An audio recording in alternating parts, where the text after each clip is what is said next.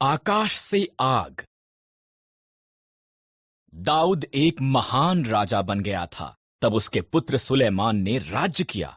सुलेमान के मरने के बाद परमेश्वर के लोगों के बहुत बुरे राजा हुए। राजा अहाब सब बुरे राजाओं में से एक था। उसकी पत्नी इजबेल झूठे देवता बाल की आराधना करती थी।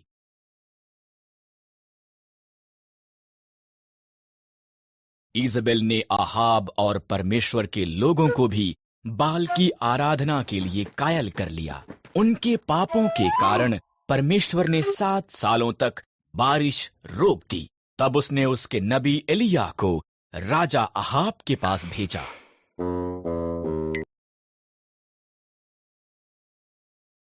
फिरौन की बेटी नदी के किनारे नहा रही थी। उसे बच्चा मिल गया और उसने उसे रखने का निर्णय लिया।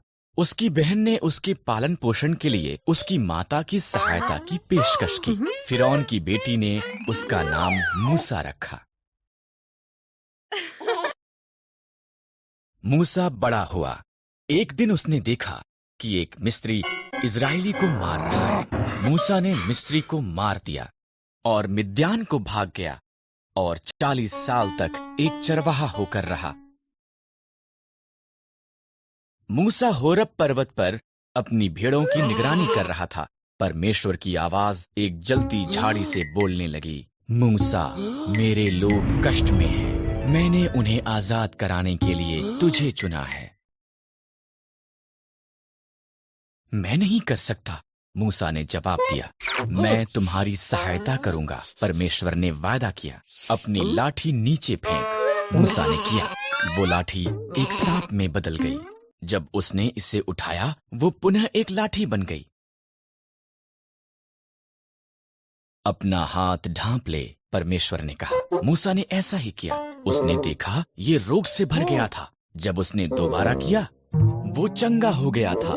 ये जाकर फिरौन को दिखा। परमेश्वर ने कहा,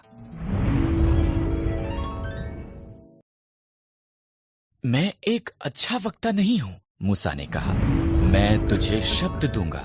परमेश्वर ने कहा, तुम्हारा भाई हारून सहायता कर सकता है। इस तरह मूसा इजरायलियों को आजाद करने के लिए फिरौन को बताने के लिए गया।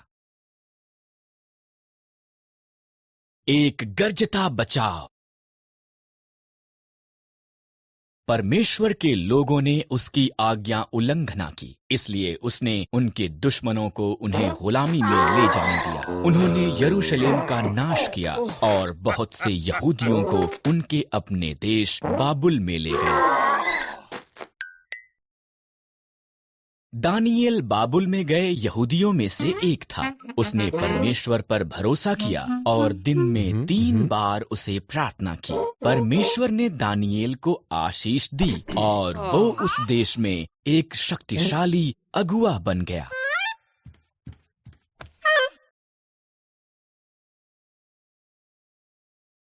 कुछ अगुए दानियेल से ईर्ष्या करते थे, इसलिए उन्होंने एक नया कानून बनाया। लोग केवल राजा दारा से प्रार्थना कर सकते थे। जो कोई भी उल्लंघना करता है, वो एक शेरों की मांद में डाला जाएगा। दारा सहमत हो गया।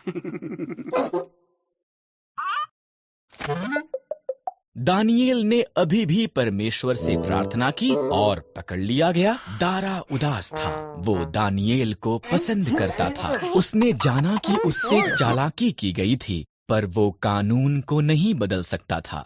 दानियेल को शेरों की मांद में फेंक दिया गया।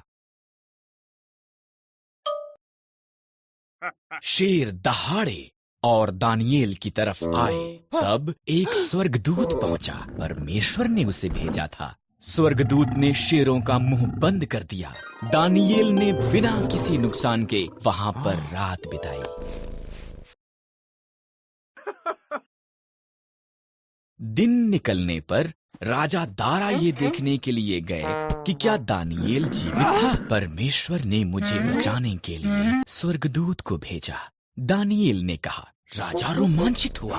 दानियेल को शेरों की मांद से बाहर निकाला गया। तब राजा दारा ने दानियेल के दुश्मनों को मांद में डाल दिया। शेर उन्हें हड़प कर गए। राजा दारा ने उसके राज्य में दानियेल के शक्तिशाली जीवित परमेश्वर का आदर करने के लिए कहा।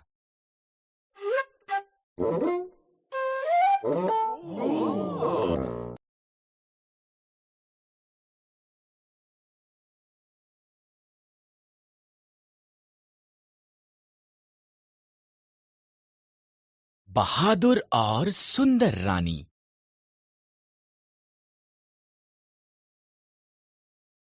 दीवार बनती है।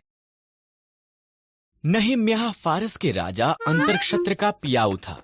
नहम्याह ने सुना कि यरूशलेम विनाश में पड़ा था और ये कि उसके मित्र वहां पर परेशानी में थे। उसने उनकी सहायता के लिए परमेश्वर से कहा।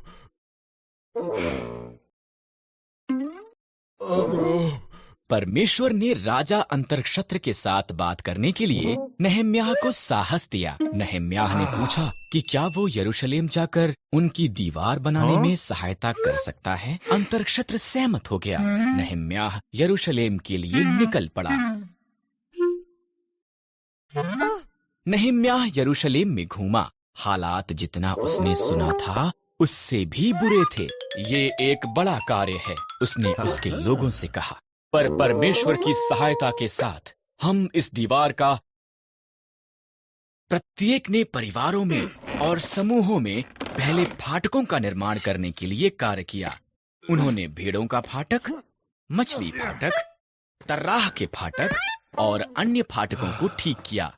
तब उन्होंने दीवारों का पुनः निर्माण करना आरंभ किया। पहले तो उनके दुश्मन हंसे, पर जैसे जैसे दीवार ऊंची होती गई उन दुश्मनों ने हमले की तैयारी की। इसलिए परमेश्वर के लोगों ने एक हाथ में औजार और दूसरे हाथ में एक तलवार के साथ कार्य किया।